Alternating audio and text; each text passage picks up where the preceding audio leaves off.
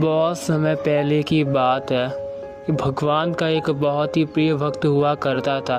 भगवान उसकी भक्ति से प्रसन्न होकर उससे एक इच्छित वरदान मांगने के लिए कहते हैं, तो वह अमर होने का वरदान मांग लेता है।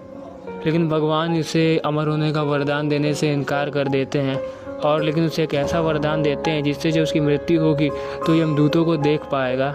तो समय ऐसे से बीतता जाता है और उसकी जब मृत्यु काल निकट आती है, नज़दीक आ जाती है, तो जब उसको यमदूत उसके प्राण निकालने वाले होते हैं तो उन्हें देख लेता है और अपने डायरेक्शन को ईस्ट से वेस्ट कर देता है, जिससे उसकी ज़िंदगी उस दिन बच जाती है और यमदूत अपने काम में असफल होकर के वो वापस चले जाते हैं। फिर दूसरे दिन दो लोग उसके प्राण को लेने के लिए आते हैं, लेकिन अब वो अपने डायरेक्शन को ईस्ट वेस्ट ना करके नॉर्थ टू साउथ कर देता है, जिससे वो दोनों यमदूत भी उस दिन फेल होकर के अपने लोग वापस चले जाते हैं। ये बात जाकर अपने महाराज यमराज जी को सारी बातें अच्छे से विस्तार से बताते हैं।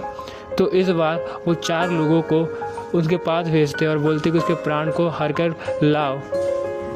तब वो चारों लोग ठीक उसी प्रकार से जाते हैं रात्रि के समय, लेकिन वो व्यक्ति और भी बहुत चतुर होता है। वो चारों डायरेक्शन को छोड़ कर उस एक सीधे पोजीशन में वो उस दिन पूरा काट लेता है, वो पूरी रात को काट लेता है। इससे अपने काम से असफल होकर सभी यमदूत फिर अपने महाराज के पास वापस चले जाते हैं और सारी चीज़ें बताते हैं। अब ये मामला बहुत ही पेचीदा होता जाता है। तो यमराज क्या करते हैं, 5 लोगों के एक साथ, यानी कि जो चौथा दिन होता है, भेजते हैं। बोलते कि इस प्रकार इस बार कोई भी गलती नहीं होनी चाहिए, उसके प्राण निकाल कर ले आना सही से। तो वो व्यक्ति लेकिन फिर भी बहुत चतुर होता है, अब सबको देख पा रहा था, तो वो क्या करता है, अपने ऊपर डायरेक्शन में ना सो करके अपनी जो हेड होता है उसको नीचे डायरेक्शन में रख लेता है और पैर को आसमान की तरफ रख लेता है, जिससे यमराज उसके प्राण को नहीं निकाल पाते, क्योंकि उसके प्राण को वो बाल की तरफ से ही निकाल सकते थे और एक डायरेक्शन में स्थिर होकर ही निकाल सकते थे। तो होता क्या है कि सुबह सवेरे का टाइम होता है, 5वें दिन का, उसकी पत्नी अपने पति को इस हाल में देख करके घबरा जाती है, परेशान हो जाती है और घर में सभी को चिल्ला चिल्ला कर बुला देती है कि इनको आज क्या हो गया। तो घर वाले जब आकर के अपने जो भी अपने माँ अपने बेटे को देखती है, पति अपनी पत्नी को इस हाल में देखती है, तो सब परेशान हो जाते हैं और उसको उस पोजीशन से हटा करके एक जगह बांध दिया जाता है और सब रोने लगते हैं, बोलते कि मेरा बेटा पागल हो गया है, क्या हो गया है इसको, ऐसा क्यों कर रहा है। लेकिन उसके बेटे को पता था कि वो सही कर रहा है।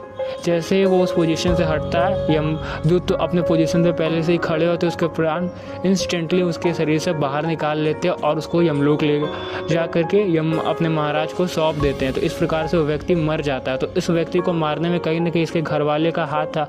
यदि वो समझदारी दिखाए होते और कुछ देर इंतजार कर लिए होते तो शायद उनका लड़का फिर बच सकता था, कोई और आगे तरीका अपना करके अपने जीवन को एक्सटेंड कर सकता था।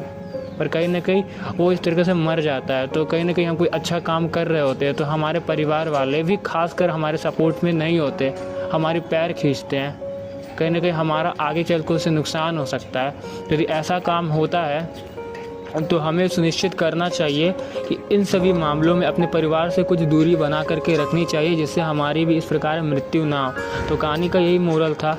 आप लोग को भी घर वाले कहीं ना कहीं बहुत जगह गलत भी बोलते होंगे, उनको नॉलेज नहीं होगी, विश्वास नहीं होगा, तो घर वाले भी क्या करते हैं ना, हम लोग की टांग खींचते हैं, हम लोग को किसी काम से पीछे भी करते हैं जिसमें उन्हें डाउट होता है। तो अपने ऊपर कॉन्फिडेंस होना चाहिए और यदि ऐसा मामला होता है तो घर वाले की कहीं ना कहीं गलती होती है, तो हमें इसको अपने तरीके से हल करना चाहिए। तभी कहीं ना कहीं हम अपने मार्ग या अपने रास्ते में अपने